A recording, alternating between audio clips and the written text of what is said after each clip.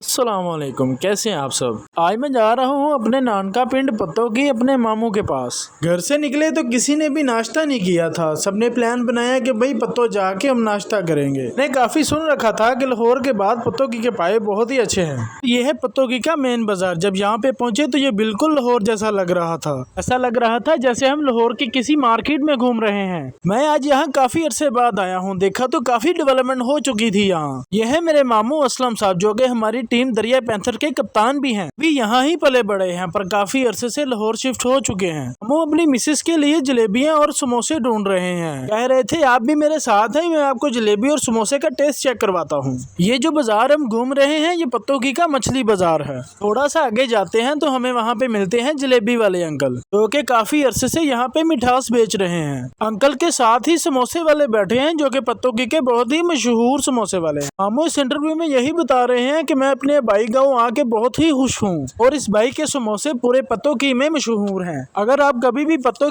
में आए तो मछली बाजार में इन भाई का समोसा जरूर टेस्ट करिएगा। समोसा टेस्ट करने के बाद अब बारी आ जाती है नाश्ते की। मैंने टेस्ट करने के लिए सबसे पहले पाए का शोरबा मंगवाया। पाए का शोरबा बहुत ही अच्छा और लजीज था। मेरे सामने बैठे कुछ अजीज इसी शहर के बारे में बात कर रहे थे, जो कि मैं आगे चल के आपको बताऊंगा। शोरबा बहुत ही मजेदार था। उसमें मैंने एक अंडा भी ऐड करवाया।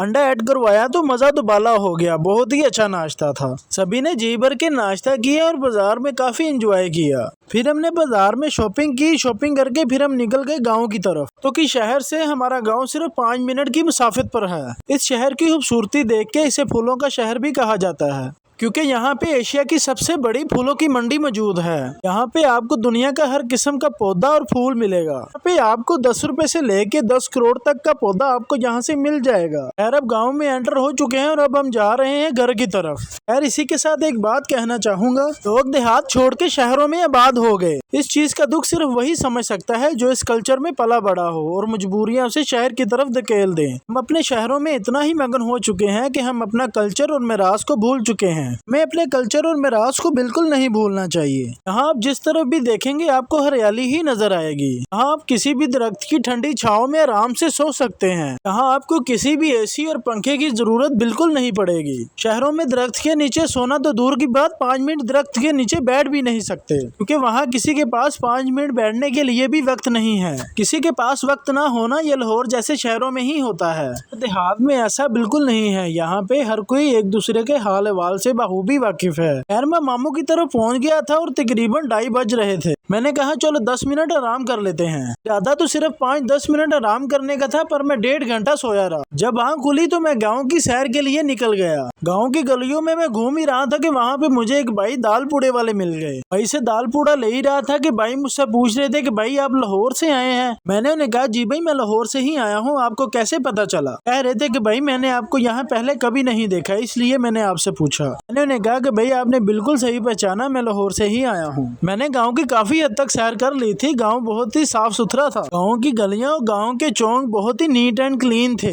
बाबा जी से तकरीबन मैं 15 से 20 मिनट गुफ्तगू करता रहा, पर मुझे वीडियो बनाना याद नहीं रहा। इनके पास मैं फिर वापस गया और छोटा सा शॉट लिया। मैंने उन्हें कहा अंकल जी इजाजत दें, इंशाल्लाह फिर मिलेंगे, अपना ख्याल रखिएगा। बाबा जी ने मुझसे पूछा कि आप लाहौर से आए हैं और किन के घर आए हैं। मैंने उन्हें बताया कि मैं अपने मामू के घर आया हूँ। उन्होंने सिर्फ मेरे मामू का नाम ही पूछा था, घर का पता खुद ही बता दिया। यही क्वालिटी है देहात की। खैर देहात की जिंदगी में बहुत ही सुकून और इत्मीनान है। इसी के साथ शाम हो गई थी और हम वापस रवाना हो चुके थे लाहौर की तरफ। रास्ते में सभी ने चाय पीने का प्लान बनाया। खैर जो नाश्ते के वक्त आपको बात बताने का वादा किया था, यही था कि सारे मुझसे कह रहे थे कि आपने ये बात लाजमी बतानी है कि ये सरदारों का शहर है, क्योंकि मेरे नानका खानदान को सरदार भी कहते हैं। क्योंकि मेरे नानका खानदान के सबसे बड़े बुजुर्ग मोहम्मद सरदार भी यहीं पले बड़े हैं। अल्लाह पाक से दुआ है कि हमारे बुजुर्गों को अल्लाह पाक जन्नत में आला मकाम अता फरमाए। हमने आज का दिन सभी ने बहुत ही इंजॉय किया और अब बारी है चाय इंजॉय करने की। चाय में भाई ने चीनी की जगह गुड़ का इस्तेमाल किया। गुड़ वाली चाय की कदर कीमत सिर्फ चाय लवर ही समझ सकते हैं। मामू मुझसे यही पूछ रहे हैं कि हमारे शहर आके आपको हमारी चाय कैसी लगी। मैंने उन्हें कहा कि आपकी मोहब्बत का बेहद शुक्रिया। यार आज का दिन मैंने बहुत ज्यादा एंजॉय किया। आपको मेरी वीडियो ये कैसी लगी कमेंट्स बॉक्स में जरूर बताइएगा। अपना बहुत सारा ख्याल रखिएगा। मुझे दे इजाजत, मिलते हैं इंशाल्लाह अगले व्लॉग में। अल्लाह हाफिज।